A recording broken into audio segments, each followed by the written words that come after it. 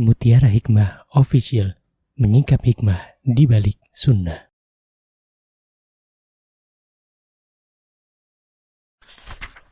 Salurkan donasi terbaik Anda untuk mendukung dakwah Mutiara Hikmah Official. Umroh akhir tahun plus Daurah Parenting Islami bersama Ustadz Hanan Yasir MA, Ustazah Imro'atul Azizah, 2 kali sholat Jumat. Kelas Daurah Parenting setiap hari. Konsultasikan dan daftarkan diri Anda sekarang juga. Mari kita ikut serta dalam pembebasan tanah wakaf untuk pembangunan Masjid Mutiara Hikmah. Estimasi kebutuhan dana sebesar 1.125 juta rupiah. Bagi Anda yang ingin menyalurkan donasi, bisa melalui rekening Bank BSI di nomor rekening 2200220245 atas nama Masjid Mutiara Hikmah.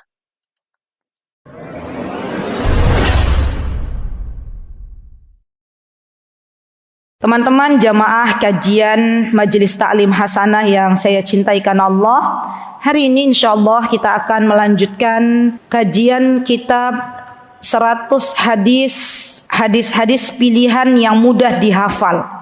Dan kita alhamdulillah sudah berada di hadis yang ke-6. Masya Allah. Baik, monggo silakan Ustazah Ummu Afgan, boleh dipandu jamaah untuk dibaca bareng-bareng. Bismillah. Monggo Umar kita baca bersama-sama hadis ke-6. An Abi Hurairah radhiyallahu anhu anna Rasulullah sallallahu alaihi wasallam qala man qama Ramadhana imanan wa ihtisaban man qama Ramadhana imanan wa ihtisaban ghufira lahu ma taqaddama min dhanbihi muttafaqun alaih. Baik, terima kasih, jazakillahu khair. Ya akhwat, kan di sini tertulis wa ihtisaban. Ada harokatnya, tapi yang biasanya kita jumpai di hadis-hadis itu adalah wahtisaban. Ya, baik, kita akan belajar tentang hadis yang ke-6. Semoga Allah Subhanahu wa taala memudahkan kita semuanya mendapatkan ilmu yang bermanfaat. Amin. An Abi Hurairah radhiyallahu anhu, dari Abu Hurairah radhiyallahu anhu. Berarti hadis ini masih dibawakan oleh sahabil jalil, oleh sahabat yang mulia, yaitu Abu Hurairah radhiyallahu anhu. Anna Rasulullah sallallahu alaihi wasallam qala, sesungguhnya Rasulullah sallallahu alaihi wasallam beliau bersabda, man qama Ramadhana imanan wa ihtisaban, barang siapa yang ia melaksanakan, qama yaqumu, kalau arti bahasa Arabnya qoma itu berdiri, tapi kita terjemahkan bukan berdiri tapi barang siapa yang melaksanakan. Melaksanakan apa? Melaksanakan ibadah puasa Ramadan. Dan melaksanakan ibadah puasa Ramadan ini adalah bagian dari kewajiban kita sebagai orang-orang yang beriman. Karena puasa Ramadan juga bagian dari rukun Islam. Dan orang-orang terdahulu mereka juga sudah diwajibkan bagi mereka untuk berpuasa. Sebagai catatan teman-teman, ketahuilah bahwa setiap apa yang Allah Azza wa Jalla perintahkan bagi hambanya, maka di situ banyak sekali faidah dan manfaat yang bisa didapatkan oleh hambanya. Termasuk di dalamnya adalah puasa Ramadan. Puasa Ramadan itu manfaatnya banyak. Manfaat yang bisa kita rasakan di dunia dan manfaat yang bisa kita rasakan di akhirat nanti. Manfaat yang kita rasakan di dunia nopo ibu-ibu, ketika seseorang dia berpuasa Ramadan, ada yang tahu apa keutamaan puasa? Apa? Di dunia menambah ketakwaan. Masya Allah. Yang kedua, nopo meleh? Sudah menambah ketakwaan saja. Itu akhirat. Iya, dunia dulu, dunia. Apa? Kenapa Bu? Melatih kesabaran. Masya Allah. Yang ketiga, menyehatkan badan. Ya, kalau orang di luar sana yang bukan beragama Islam, cara mereka diet, cara mereka pengen sehat, itu ada namanya, ada Mbak Ika nggak sini? Yang dia makannya per 14 jam itu apa namanya? Hah? Apa? Itulah namanya ya. Jadi dia tuh menunggu 14 jam baru makan. Coba lihat, 14 jam baru makan. Kenapa? Karena menurut mereka ketika mereka melakukan 14 jam itu baru makan, kata mereka akan mendapatkan kesehatan. Ya, Masya Allah. Tapi ternyata Islam sudah mengatur lebih dulu. Masya Allah. Coba ibu-ibu, kalau kita puasa hari ini misalnya fajar atau subuh jam berapa? Jam 4:30 misalnya, diambil gampangannya. Adzan maghrib jam berapa? 17? Berapa? 17:30. Misal gampangannya, coba berapa jam? Hitung. Berapa jam? 13 jam. Masya Allah, 13 jam, kurang sejam lagi. Dan itu kita sudah mendapatkan bukan hanya badan yang sehat, tapi juga pahala di sisi Allah Subhanahu wa Ta'ala. Jadi Masya Allah, Islam itu sempurna. Tidak ada agama yang lebih sempurna daripada Islam. Sampai-sampai Allah mengatur sedemikian rupa. Dan diantara perintah Allah adalah berpuasa. Dan diantara, Masya Allah, manfaat ibadah puasa ya akhwat untuk akhirat kita, diantaranya adalah ibadah puasa ini, Masya Allah ya, adalah ibadah yang bisa menggugurkan dosa-dosa kita. Kan di sini disebutkan ghufira lahu ma taqaddama min dambihi. Ya, insyaallah hari ini kita akan ambil dua hadis yang ke-6 dan hadis yang ke-7, karena ini termasuk bagian dari amalan-amalan penghapus dosa. Jadi di antara amal salih yang bisa menghapus dosa seseorang adalah ibadah puasa. Masya Allah ya. Jadi teman-teman yang beribadah puasa di bulan Ramadan, tapi dengan syaratnya apa? Imanan wahtisaban. Kata para ulama, imanan wahtisaban itu artinya ketika dia beribadah puasa disertai dengan ilmu. Ketika dia beribadah puasa, puasanya hanya untuk Allah. Maka orang-orang yang dia beribadah puasa Ramadan tidak hanya ikut-ikutan, tapi ia beribadah puasa Ramadan disertai dengan ilmu. Ya, kemudian pahalanya berharap hanya untuk Allah, bukan untuk mendapatkan pujian manusia, maka ia akan mendapatkan bonus, dosanya dihapuskan oleh Allah. Yang kedua teman-teman, apa di antara amalan yang bisa menghapuskan dosa kita? Dan kita tahu bahwa tidak ada manusia di dunia ini yang tidak memiliki dosa. Semua kita pasti punya dosa. Apalagi saya, dosa saya jauh lebih banyak daripada dosa teman-teman semuanya. Hanya karena kebaikan Allah yang menutupi aib-aib kita, yang menutupi dosa-dosa kita. Kita di mata kawan kita menjadi orang yang baik. Padahal kalau kita paham, kita banyak melakukan dosa dan Allah buka aib kita, maka tidak ada satupun dari kawan kita yang mau dekat dengan kita. Apalagi dosa itu kalau diberikan aroma oleh Allah Subhanahu wa Ta'ala. Maka sebaik-baik hamba yang melakukan sebuah dosa, sebuah kemaksiatan, maka sebaik-baik hamba adalah yang bertaubat.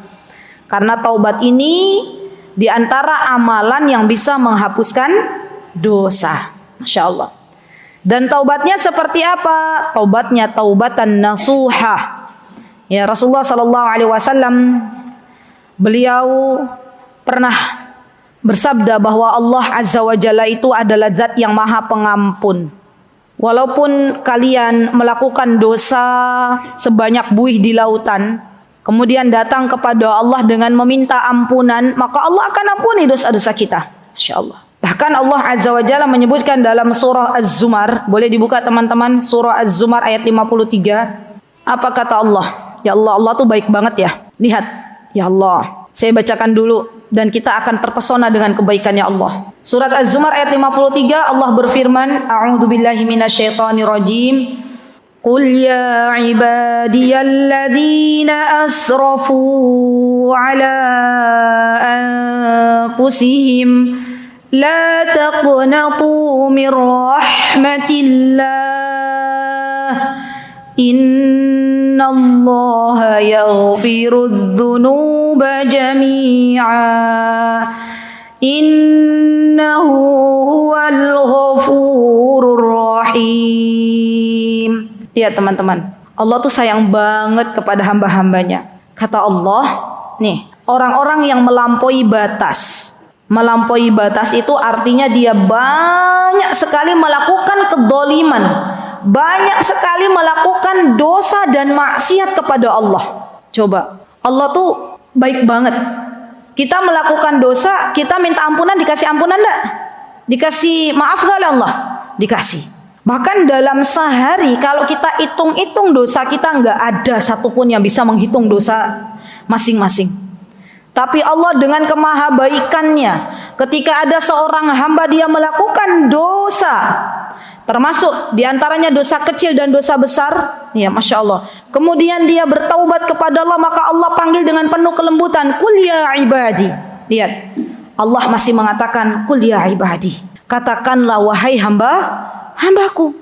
Allah masih mengakui kita ini sebagai hambanya. Masya Allah, baik napa baik Allah itu? Baik. Kebaikan ya Allah diantaranya ketika Allah Azza wa Jalla memerintahkan Nabi Musa alaihi salam untuk berdakwah kepada Fir'aun. Apa kata Allah Subhanahu wa taala? Allah tahu Fir'aun ini orang yang mengaku dirinya sebagai Tuhan, menjadi saingannya Allah.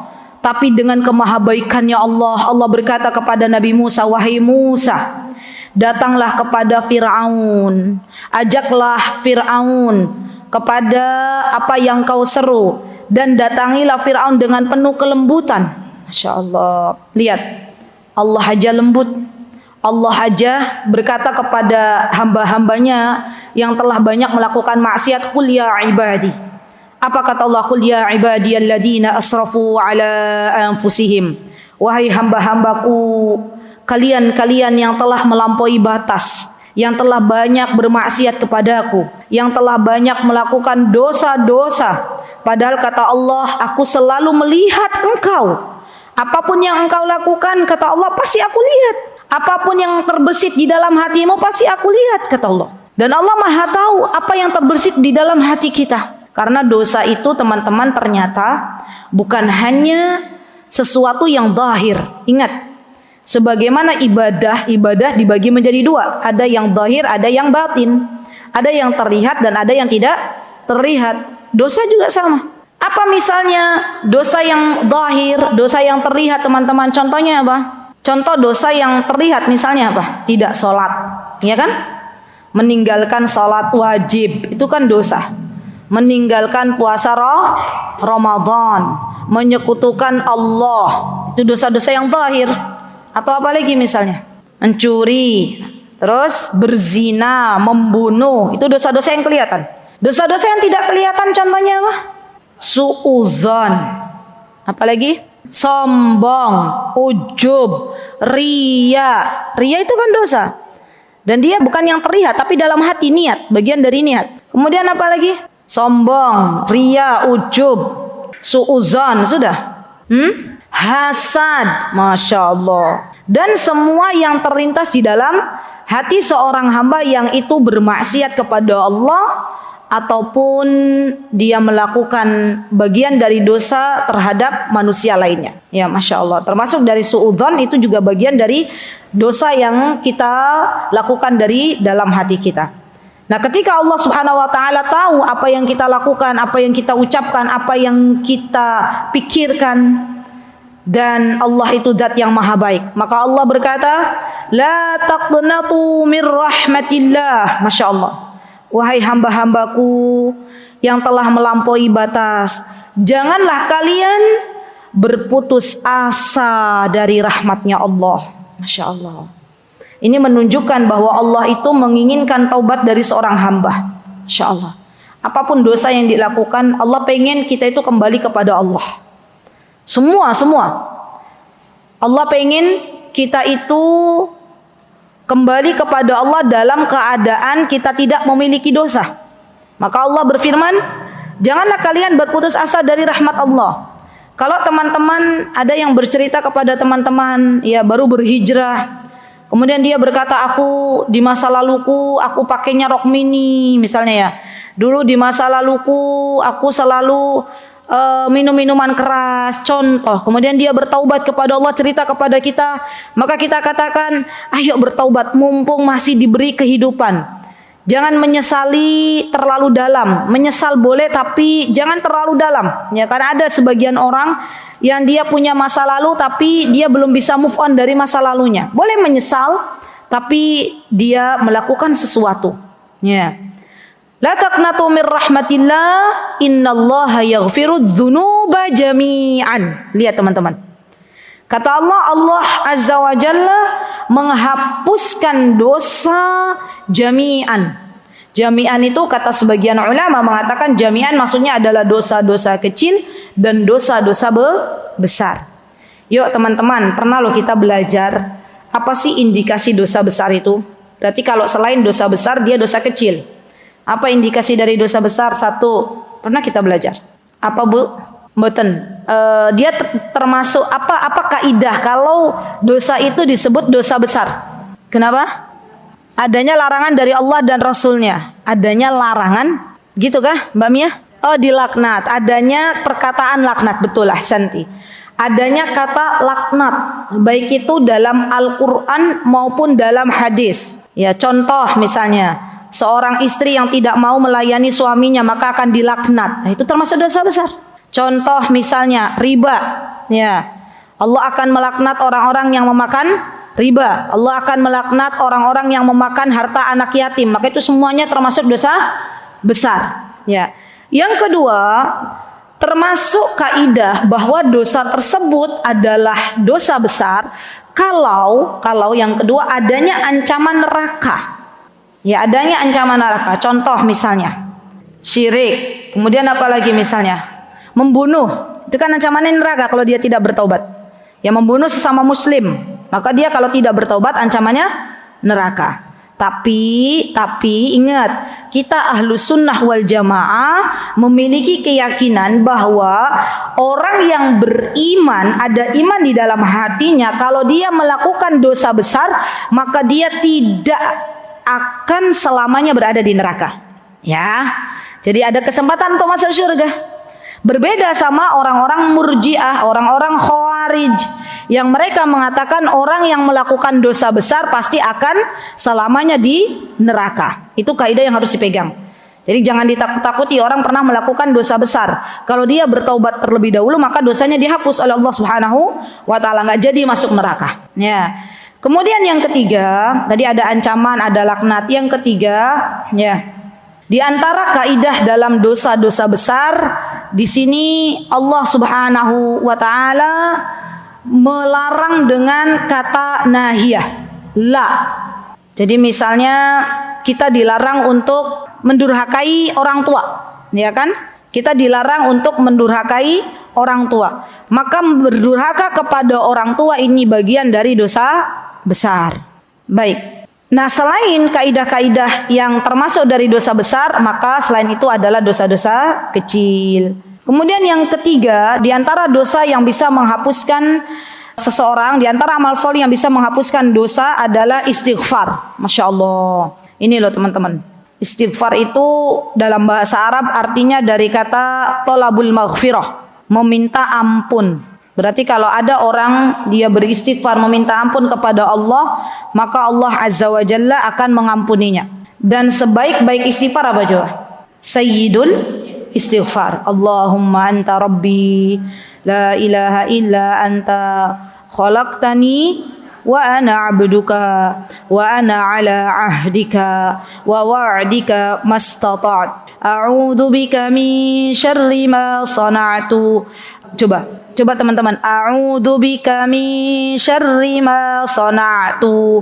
Aku memohon kepadamu dari apa-apa kejahatan yang aku perbuat, ya kan? A'udzubika min syarri ma sana'tu wa abu'u bi ni'matika 'alayya wa abu'u bi dzambi faghfirli fa innahu la yaghfirudz dzunuba illa anta.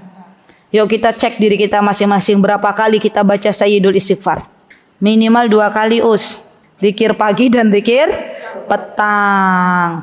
Padahal Rasulullah beristighfar berapa kali teman-teman? Ya, yang jawab teman-teman semuanya. Masya Allah. Jadi sebenarnya ya, orang cerdas itu orang yang tahu gini loh. Kalau amal soleh ini banyak manfaatnya, dia tekuni. Maka teman-teman, Allah sudah memberitahu loh. Coba kalian perbanyak istighfar, maka Allah akan kasih rezeki yang banyak. Coba kalian perbanyak istighfar, maka Allah akan turunkan dari langit hujan yang deras. Coba kalian istighfar, Allah akan perbanyak keturunanmu. Coba kalian istighfar, Allah akan permudah urusanmu. Lihat.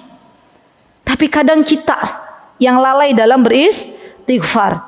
Bahkan sampai ada Hasan Al-Basri didatangi oleh orang. Tanya kepada Hasan Al-Basri, "Ya Syekh, aku punya masalah. Ladangku kering, ya panenanku tidak baik." Maka kata Hasan Al-Basri, beristighfarlah. Ada lagi pemuda, "Ya Syekh, saya pengen menikahi seorang gadis tapi nggak punya uang." Bacalah istighfar. Ya Masya Allah. Jadi istighfar itu Masya Allah banyak sekali keutamaannya.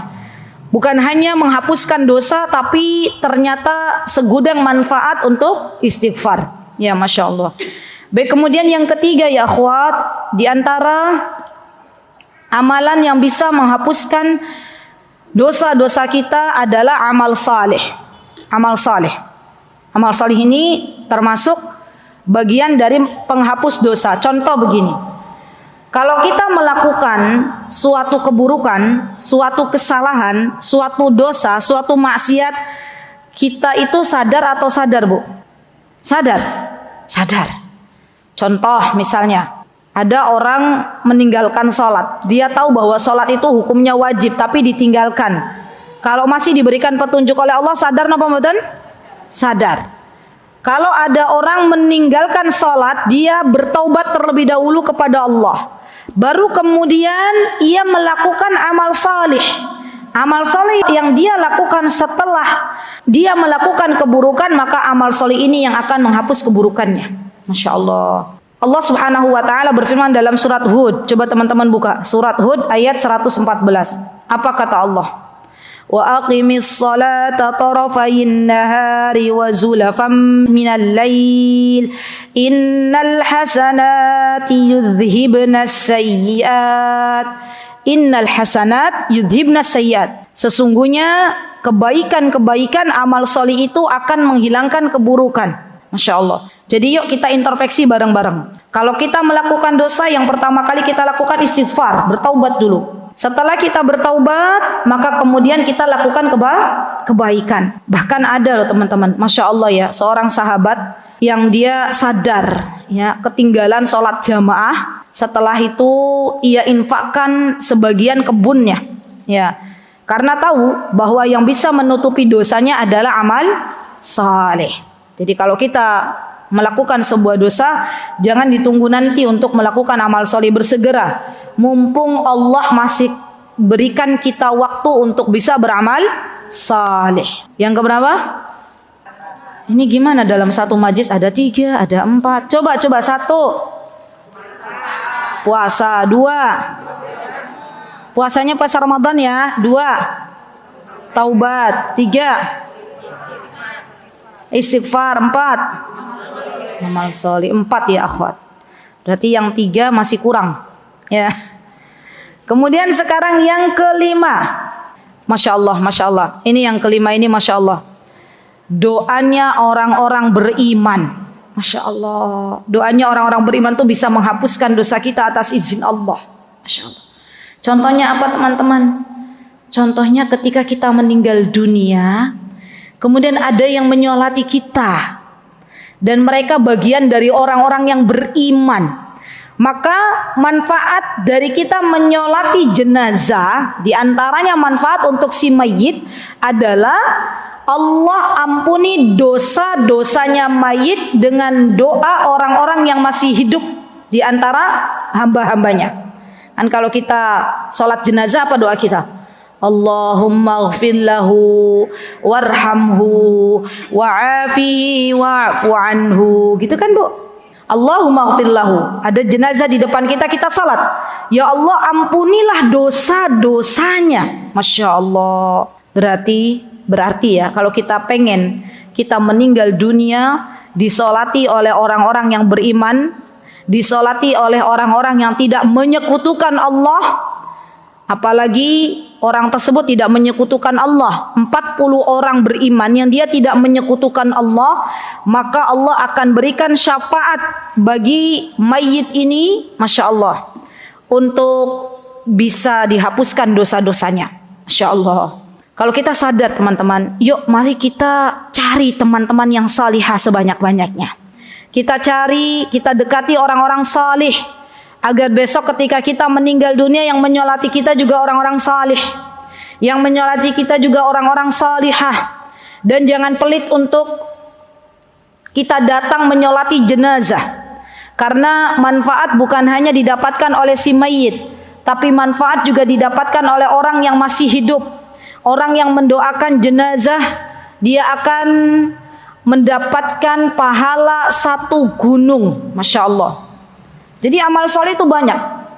Bahkan Abu Bakar As-Siddiq setiap hari itu mencari mana yang meninggal, mana yang meninggal dunia. Abu Bakar menyempatkan untuk menyolati jenazah. Masya Allah. Kenapa? Karena Abu Bakar tahu keutamaan menyolati jenazah itu akan mendapatkan pahala 1 gunung. Ya, qirat dalam bahasa Arab. Apalagi kalau bagi laki-laki dia mengantarkannya sampai ke pekuburan. Masya Allah. Jadi teman-teman, kalau bagi yang belum bisa tata cara menyolati jenazah, bacaan-bacaannya tolong diusahakan untuk belajar kembali. Dan Allah tuh zat yang maha baik. Kalau kita senang menyolati jenazah, maka ketika kita meninggal dunia, Allah gerakkan hati orang-orang untuk menyolati jenazah kita. Masya Allah. Jangan pernah kita hitung-hitungan dengan Allah. Allah tuh tahu Allah tidak membalas kebaikan kita. Ya, kalau misalnya kita tahu ada kesempatan untuk menyolati, maka solati. Saya itu heran ya ibu-ibu.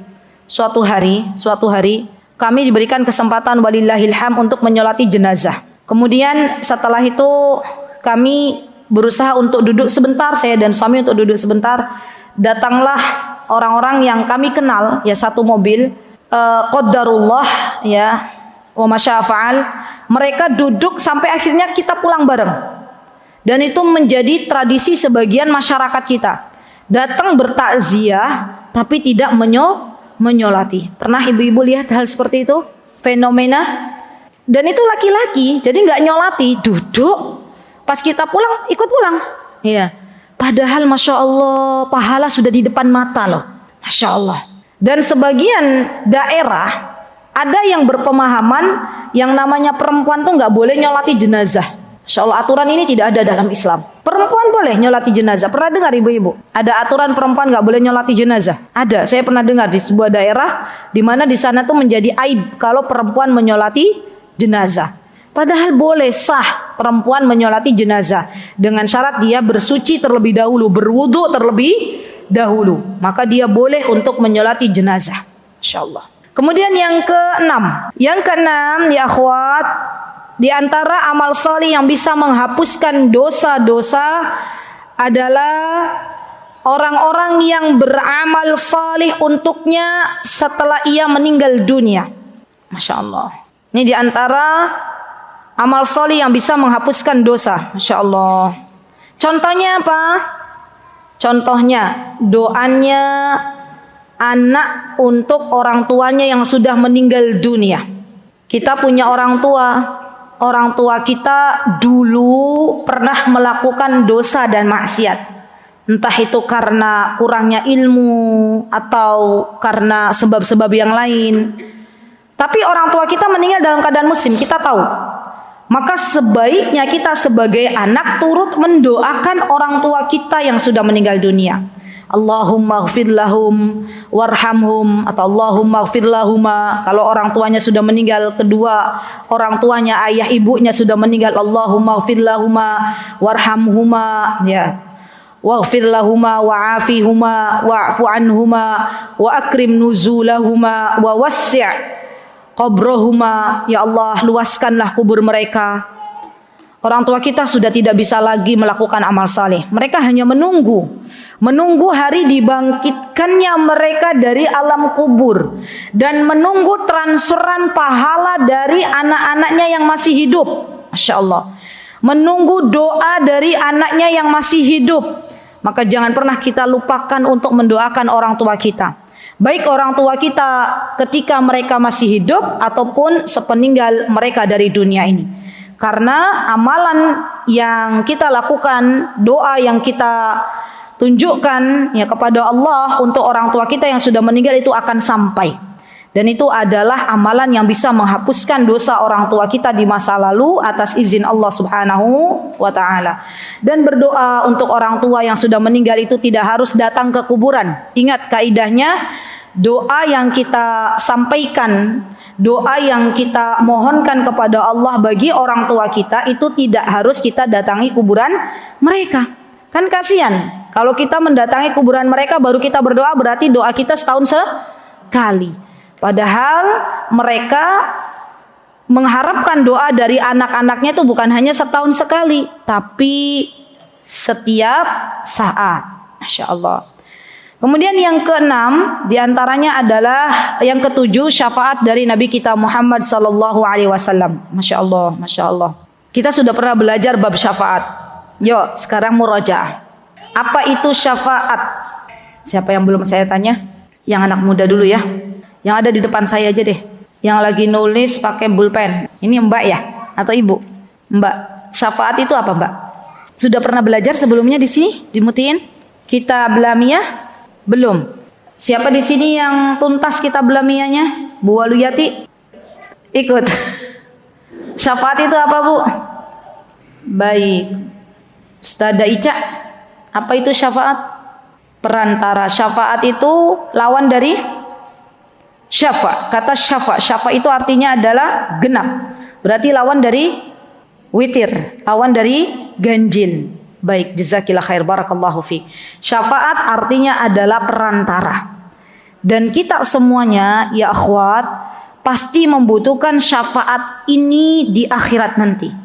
Terutama syafaat dari Nabi kita Muhammad sallallahu alaihi wasallam. Dan Rasulullah itu adalah Nabi yang sangat baik. Rasulullah akan memintakan syafaat bagi umatnya. Masya Allah. Baik nggak Rasulullah?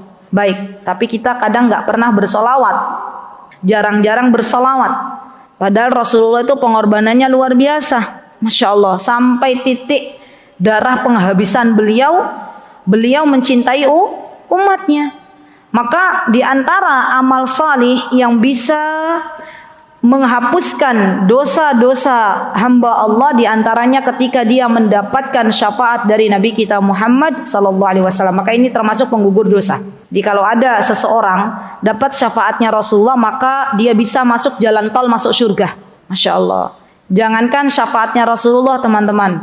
Di dunia saja, kalau ada orang bilang gini, saya mau masuk ke universitas, dapat rekomendasi dari dosen A, kira-kira dimasukkan nggak ke universitasnya?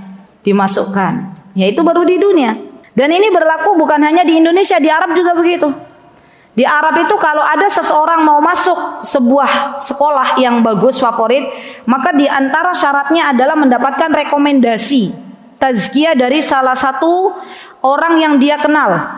Dan ketika dia mendapatkan rekomendasi, maka dia bisa masuk universitas tersebut. Masya Allah. Jadi perantara atau syafaat ini sangat diperlukan baik di dunia maupun di akhirat. Kemudian selanjutnya ya akhwat, nah ini nih, di antara amalan penggugur dosa adalah musibah. Masya Allah. Islam itu baik banget ya. Allah tuh baik banget.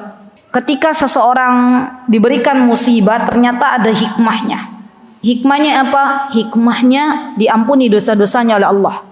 Kalau dia menerima dan ridho atas takdir yang Allah berikan.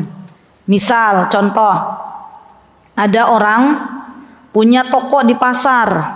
Tiba-tiba keesokan harinya pasarnya kebakaran. Semua barang yang ada di tokonya habis dilalap api. Ini musibah atau musibah? Musibah. Maka ketika orang ini ridho dengan ketetapan Allah, maka ia akan mendapatkan bonus dari Allah, dosa-dosanya dihapus oleh Allah Subhanahu wa taala. Ya, maka dari itu ketika ada musibah, kita diperintahkan untuk mengucapkan inna lillahi wa inna ilaihi raji'un. Dan musibah ini bukan hanya orang meninggal, ya.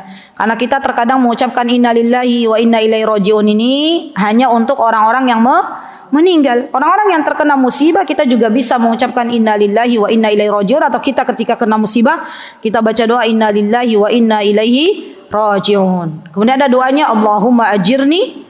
Masih hafal enggak?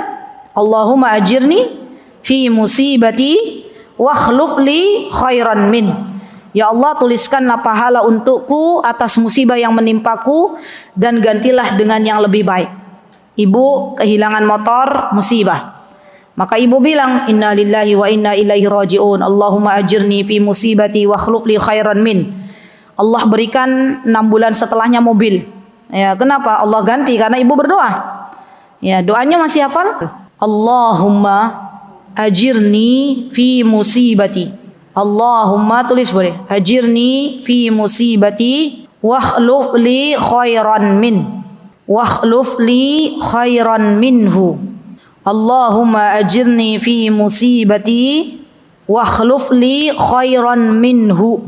Tidaklah seseorang membaca doa ini ketika terkena musibah, maka Allah pasti akan menggantikan dengan yang lebih baik. Inna lillahi wa inna ilaihi raji'un. Allahumma ajirni fi musibati wa akhluf li khairan minhu. Ya. Dan Rasulullah SAW beliau bersabda, ma yusibul muslim, tidaklah seorang muslim tertimpa sebuah musibah, termasuk di dalamnya min nasobin wala wasobin, adanya keletihan, terkena suatu penyakit, wala ham wala hazan, adanya kegelisahan, adanya kekhawatiran, hatta syaukata yushaquha, sampai duri ibu-ibu lagi jalan sudah pakai kaos kaki, ada duri menancap. Pernah nggak ibu-ibu begitu? Kena duri. Ya. Maka ketika kita ridho, kita ikhlas, kita menerima takdir Allah terkena duri, ya, maka kita akan mendapatkan pahala dari Allah Subhanahu wa taala dan dosa-dosa kita dihapus oleh Allah Subhanahu wa taala. Masya Allah, Masya Allah. Illa kaffarallahu biha min khotoyahu. Kecuali Allah akan hapuskan kesalahan-kesalahannya. Jadi Masya Allah, ya Allah tuh baik banget. Sampai kita tertancap duri teman-teman. Kalau kita ridha dengan ketetapannya Allah, maka itu menjadi penyebab digugurkannya dosa-dosa kita. Masya Allah, Masya Allah. Kemudian diantaranya adalah sakit. Ya, ketika seseorang diberikan ujian sakit, ya sakit, dan dia ikhlas ridho dalam menerima penyakit yang Allah Azza wa Jalla berikan, maka ini bagian dari penggugur dosa. Masya Allah, Masya Allah. Jadi kalau kita mindsetnya adalah hanya perkara dunia, maka pasti orang sedih ketika ditimpa sebuah penyakit. Tapi kalau mindsetnya dengan sakit ini Allah menggugurkan dosa-dosaku, maka dia akan berbahagia. Dan tidak ada satupun amal salih yang dilakukan oleh seorang hamba di dunia dengan murni mengharap ridha Allah Subhanahu wa taala, kecuali Allah akan berikan pahala baginya. Masya Allah. Tapi syaratnya dengan mengharapkan ridha Allah. Soal yang keberapa Bu Suatun? Baik, yang ke-10, sabar. Itu bisa menggugurkan dosa. Sabar. Ya, sabar itu ternyata ibadah. Dan kita jarang menyadarinya. Sabar itu ibadah. Masya Allah. Kita menyadari sholat ibadah, puasa ibadah. Tapi kadang kita nggak sadar kalau kesabaran yang kita lakukan selama ini ternyata itu dihitung ibadah oleh Allah Subhanahu wa taala. Dan bagi orang yang bersabar atas lelahnya dunia, penatnya dunia, dan dia menerima takdir Allah dengan penuh kesabaran, maka itu akan menjadi penggugur bagi dosa-dosanya. Masya Allah, Masya Allah. Setiap kita itu diuji ibu-ibu oleh Allah dengan masing-masing ujian. Maka tidak ada yang bisa kita lakukan ketika diuji oleh Allah kecuali dengan sabar. Kalau kita sabar, maka itu termasuk dari amal salih yang bisa menggugurkan dosa-dosa kita. Masya Allah, Masya Allah. Dan yang ke-11 ada di hadis yang ke-7. Apa yang ke-11? Rasulullah SAW menyebutkan al-umratu ilal umrati kaffaratun lima bainahuma. Lihat teman-teman, antara umrah dengan umrah berikutnya, maka itu termasuk dari bagian penggugur dosa. Masya Allah, Bu, kita itu kalau dikasih rizki oleh Allah, maka mulailah kita bagi-bagi rizki tersebut. Untuk apa? Diplot-plot. Ya, kalau Jidah, Masya Allah ini hadir pada hari ini. Kata beliau bercerita kepada anak-anak beliau, mamah nyisihkan uang untuk umroh, kata beliau. Umroh apa? Umroh Ramadan. Ya Masya Allah, semoga Allah menjaga beliau. Amin ya. Jadi kita itu harus punya harapan. Kalau Allah Azza wa Jalla berikan kita rizki, maka kita bersemangat umroh. Kalau Jidah memilih umrah Ramadan karena beliau mengatakan bahwa umrah Ramadan itu pahalanya seperti haji bersama Rasul. Ustazah, apakah umrah itu harus Ramadan? Ternyata tidak. Umrah juga bisa kita lakukan selain Ramadan. Kapan biasanya? Syawal, itu boleh. Syawal biasanya di awal. Kalau sudah pertengahan sudah ditutup, sudah mulai persiapan untuk haji. Dan nanti dibuka lagi setelah hajian. Kemarin tahun ini haji selesai tanggal 13 Dzulhijjah, tanggal 15 Dzulhijjah sudah dibuka umrah. Masya Allah. Dan teman-teman, jangan pernah berburuk sangka kepada Allah. Jangan pernah pesimis. Kita berdoa kepada Allah, ya Allah, tolong hamba jadikan hamba tamunya Engkau. Ya Allah, hamba rindu untuk pergi umrah. Ya Allah, hamba ingin berkunjung ke Baitullah. Tidak ada yang mustahil bagi Allah. Kalau ada seseorang berdoa kepada Allah, maka Allah mudahkan. Dan jangan pernah kita banding-bandingkan begini. Pernah ada yang bertanya kepada saya, Ustazah, gimana? Mana yang terbaik? Kita memberikan hadiah kepada fakir miskin, atau kita memberikan sedekah kepada karib kerabat, atau umrah? Semuanya baik. Semuanya baik. Maka dari itu kita plot-plot. Oh, ini ada jatah untuk fakir miskin. Oh, ini ada jatah untuk karib kerabat. Oh, ini ada jatah untuk umrah. Dan wallahi jangan pernah keluar dari mulut kita nyinyirin orang yang pernah umrah, atau orang yang memang dia dipanggil oleh Allah setahun 2 kali untuk umrah. Jangan. Karena Allah itu ketika membagi-bagikan amal solih, sebagaimana Allah membagikan rizki.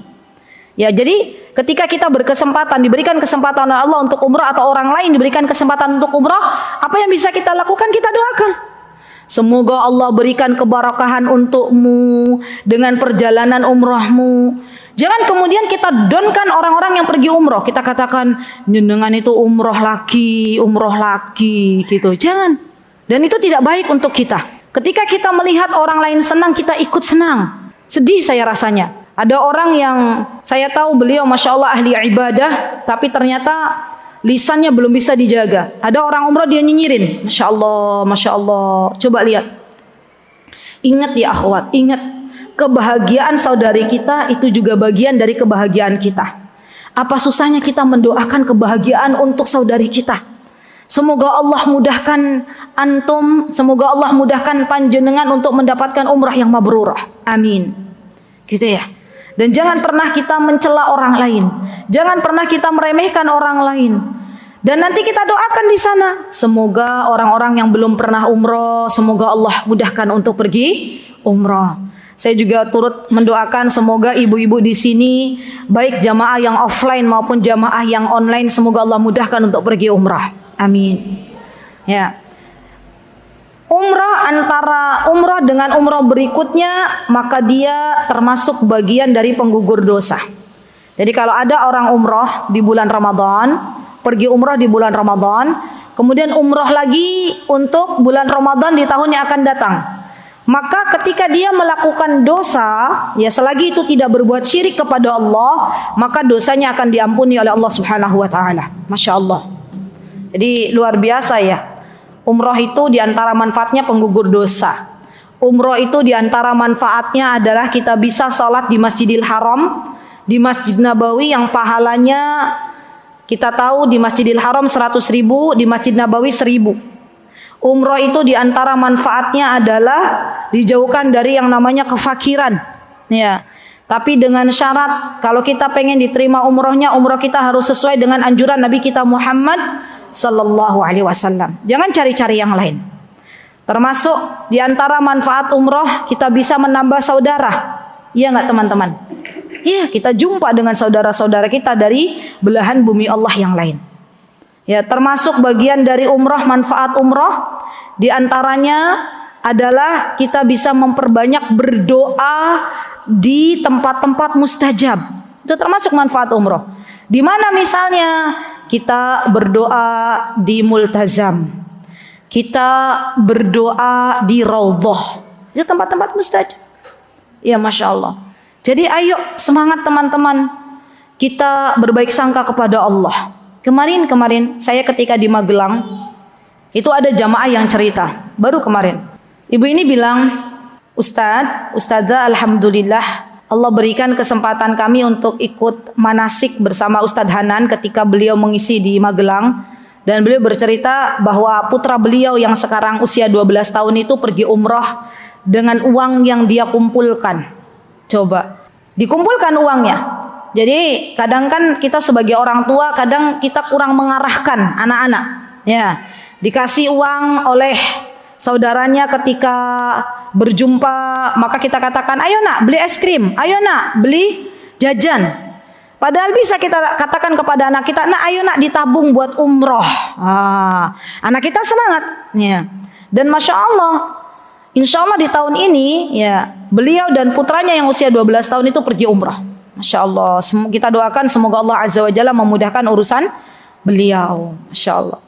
Jadi yang namanya umroh itu bukan hanya orang kaya, bukan hanya orang berduit, siapapun yang Allah Azza wa Jalla takdirkan untuk pergi umroh, pergi umroh. Ibu pernah dengar ada seorang takmir masjid yang diberikan mukafaah oleh masjid kurang lebih sekitar 700.000 dalam sebulan. Ya, itu pun kadang cukup, kadang enggak buat makan. Tapi ketika Allah Azza wa Jalla kabulkan doa takmir masjid ini, Allah Azza wa Jalla gerakkan hati hamba Allah yang Allah titipkan harta untuk mengumrahkan beliau. Masya Allah. Jadi terus berdoa kepada Allah. Dan tentunya teman-teman, ketika kita diberikan kesempatan untuk pergi umrah, maka mohon dengan sangat bukan hanya persiapan manasik, tapi olah kembali, tata kembali hati kita. Niat kita untuk apa saya pergi umrah, gitu ya. Dan itu menjadi poin yang sangat besar untuk kita renungkan bersama. Baik. Wal hajjul mabruru laisa lahu jazaa'un illal jannah. Masya Allah. Dan haji yang mabrur tidak ada balasannya kecuali surga. Di dalam riwayat lain Rasulullah menyebutkan bahwa orang yang berhaji, hajinya karena Allah, lillahi. Dan dia di dalam hajinya dia mampu menjaga lisan, tidak berkata kotor, tidak mencela orang lain, tidak berkata-kata yang mengundang syahwat. Maka kata Rasulullah SAW, dia selesai dari haji seperti dia baru dilahirkan dari perut ibunya. Dosa-dosanya dihapus oleh Allah Subhanahu wa Ta'ala. Masya Allah. Pengen apa pengen ibu-ibu? Pengen. Sebagaimana umroh adalah panggilan dari Allah, rizki dari Allah, haji pun demikian. Maka yuk saya ajak diri saya dan teman-teman semuanya, yuk kita langitkan doa-doa kita. Bagi yang belum pernah berhaji, semoga Allah mudahkan kita semuanya untuk berhaji semuanya. Amin. Bagi yang sudah pernah berhaji, kalau orang tuanya belum haji, yuk kita hajikan orang tua kita terlebih dahulu. Ya, karena mereka berhak untuk mendapatkan pahala haji dari anak-anak mereka. Ya. Dan Masya Allah, di dalam haji itu ya akhwat, haji itu adalah suasana yang sangat dirindukan oleh banyak kaum muslimin. Ya walaupun fisik lelah, capek, tapi seneng. Nggih mboten? Apalagi di Arafah. Arafah ketika pintu langit dibuka lebar oleh Allah, ketika Allah turun ke langit dunia, maka setiap doa dari hambanya pasti akan Allah kabulkan. Ya, maka untuk haji ini tolong ibu-ibu fokuskan, benar-benar minta sama Allah Subhanahu wa Ta'ala dengan caranya Allah. Kita nggak pernah tahu bagaimana Allah mentakdirkan kita semuanya untuk berhaji. Allah itu zat yang maha baik. Jangan pernah kita pikirkan, Ustazah, antrianku masih panjang, ya. Kemudian kita berputus asa minta kepada Allah untuk haji. Ya, kalau Allah sudah berkehendak, maka Allah jadikan jalan yang lain dan itu mudah bagi teman-teman semuanya. Sudah saya pernah ceritakan ada jamaah kemarin yang ikut haji reguler, antriannya panjang. Ya, alhamdulillah Allah berikan rizki dari arah yang tak terduga dan itu cukup untuk haji berdua bersama suaminya. Akhirnya beliau ambil haji domestik atau biasanya juga yang kita tahu adalah haji furoda. Sama-sama berangkat di tahun yang sama ketika beliau mendaftar. Jadi itu ada. Ya, Masya Allah. Dan Masya Allah ya teman-teman, di dalam perjalanan ibadah haji itu ada banyak hikmah yang bisa kita petik. Di antaranya adalah ibadah haji bisa menggugurkan dosa seseorang di hadapan Allah Subhanahu wa ta'ala. Baik, kemudian yang ke-13 adalah salat Jumat. Salat Jumat, ya Jumat dengan Jumat berikutnya itu bisa menggugurkan dosa seseorang. Yang ke-14 adalah salat 5 waktu. Rasulullah SAW pernah bersabda, bagaimana pendapat kalian seandainya ada sungai di depan pintu rumah salah seorang dari kalian dan kalian mandi sehari 5 kali, apakah masih ada kotoran yang menempel di badan kalian? Maka para sahabat menjawab apa? Tidak ada ya Rasulullah. Kita mandi 2 kali sehari aja bersih badannya. Gimana yang 5 kali? Ya. Ibu-ibu kalau lagi umroh, lagi haji, itu jangan banyak mandi. Ya, di Indonesia kita mandi berapa kali sehari? 2. Ada yang mandi 3 kali? Ada kalau pas lagi panas-panasnya. Ya, ini mandi 5 kali. Kira-kira masih ada nggak sisa-sisa kotoran di badan? Sudah nggak ada. Ya, karena dia mandi terus. Maka kata Rasulullah SAW begitu pula dengan salat. Salat itu antara salat dengan salat berikutnya itu menjadi penggugur dosa-dosa. Masya Allah. Jadi saran saya, nasihat untuk diri saya dan teman-teman, jangan pernah tinggalkan untuk salat, terutama salat-salat wajib. Karena itu bagian dari penggugur dosa. Masya Allah.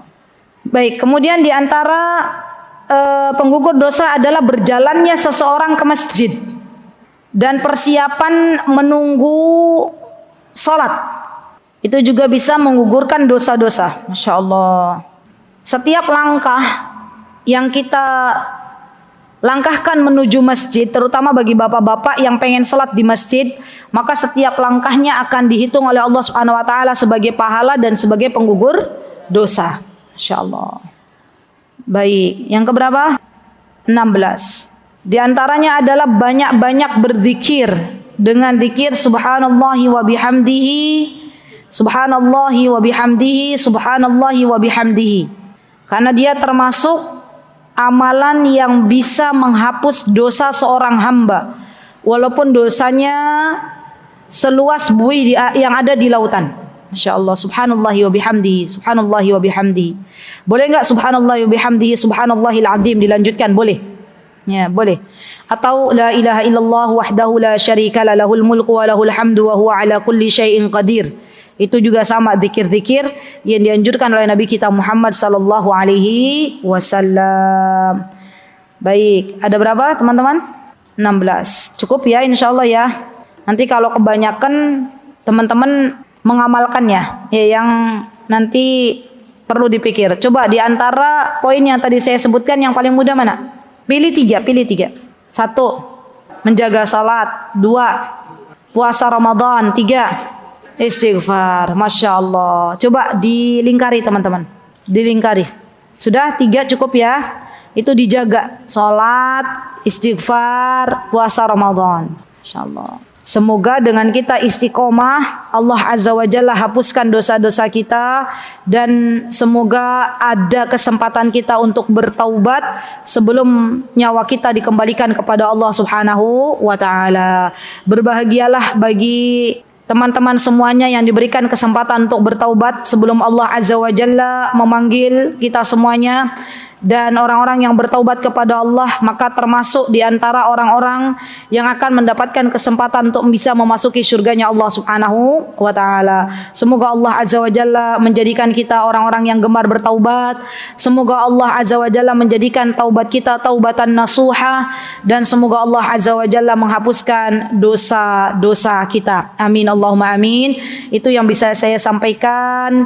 Jikalau ada kebenaran datangnya dari Allah Subhanahu wa taala, jikalau ada kesalahan datangnya dari saya pribadi, saya memohon maaf yang sebesar-besarnya. Aqulu qauli hadza wa astaghfirullah li wa lakum wa akhiru da'wana alhamdulillahi rabbil alamin. Assalamualaikum warahmatullahi wabarakatuh. Mutiara Hikmah Official, menyingkap hikmah di balik sunnah.